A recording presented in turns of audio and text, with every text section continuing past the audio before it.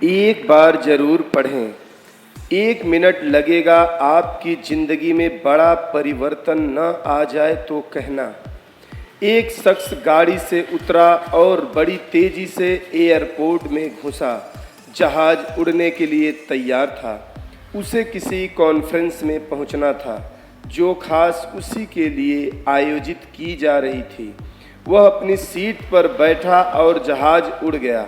अभी कुछ दूर ही जहाज उड़ा था कि कैप्टन ने ऐलान किया, तूफानी बारिश और बिजली की वजह से जहाज का रेडियो सिस्टम ठीक से काम नहीं कर रहा, इसलिए हम करीबी एयरपोर्ट पर उतरने के लिए मजबूर हैं।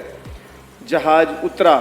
वह बाहर निकलकर कैप्टन से शिकायत करने लगा कि उसका एक एक मिनट कीमती है और होने वाली कॉन्फ्रेंस में उसका पहुंचना बहुत ज़रूरी है।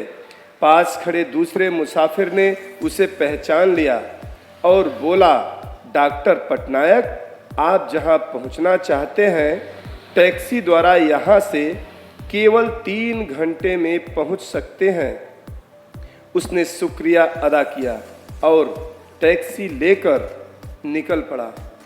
लेकिन ये क्या, आंधी, तूफान, बिजली, बारिश ने गाड़ी का चलना मुश्किल कर दिया। फिर भी ड्राइवर चलता रहा।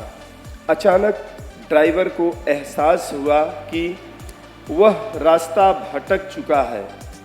नाउम्मीद के उतार चढ़ाव के बीच उसे एक छोटा सा घर इस तूफान में दिखा। वही गनीमत समझकर गाड़ी से नीचे उतरा और दरवाज़ा खटखटाया। आवाज़ आई अंदर से, जो कोई भी है अंदर आ जाए, दरवाज़ा खुला है। अंदर एक बुढ़िया आसन बिछाए भगवत गीता पढ़ रही थी। डॉक्टर ने कहा, माँ जी, आपकी अगर इजाज़त हो तो मैं आपका फ़ोन इस्तेमाल कर लूँ? बुढ़िया मुस्कुराई और बोली, बेटा, कौन सा फ़ोन, यहाँ ना बिजली है ना फ़ोन। लेकिन तुम बैठो, सामने चरणामृत है, पी लो, थकान दूर हो जाएगी और खाने के लिए भी कुछ ना कुछ फल मिल जाएगा, खा लो ताकि आगे सफ़र के लिए कुछ शक्ति आ जाए। डॉक्टर ने शुक्रिया अदा किया और चरणामृत पीने लगा।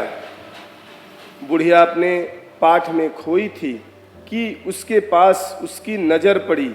एक बच्चा कंबल में लपेटा पड़ा था जिसे बुढ़िया थोड़ी थोड़ी देर में हिला देती थी। बुढ़िया फरिंग हुई तो उसने कहा, माँ जी, आपके स्वभाव और एहसान ने मुझ पर जादू कर दिया है। आप मेरे लिए भी दुआ कर दीजिए, यह मौसम साफ हो जाए। मुझे उम्मीद है आपकी दुआएं जरूर कबूल होती होंगी। बुढ़िया बोली, नहीं बेटा, ऐसी कोई बात नहीं है। तुम मेरे अतिथि हो और अतिथि की सेवा करना ईश्वर का आदेश है। मैंने तुम्हारे लिए भी दुआ की है। परमात्मा का शुक्र है, उसने मेरी हर दुआ सुनी है।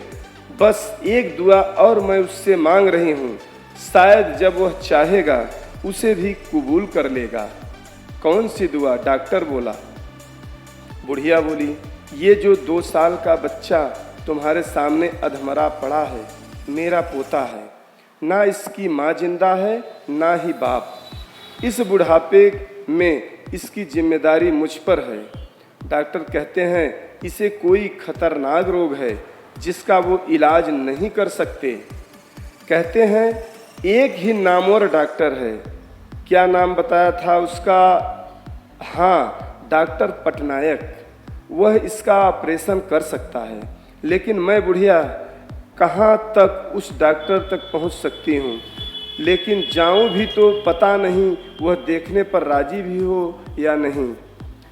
बस अब बंसी वाले से ही ये मांग रही थी कि वह मेरी मुश्किल आसान कर दे। डॉक्टर की आंखों में आंसुओं का सैलाब बह रहा है।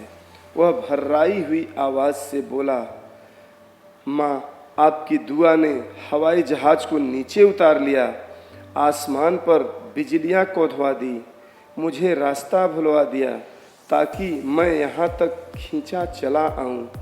हे भगवान, मुझे यकीन ही नहीं हो रहा कि कन्हैया एक दुआ कबूल करके अपने भक्तों के लिए इस तरह की मदद कर सकता है।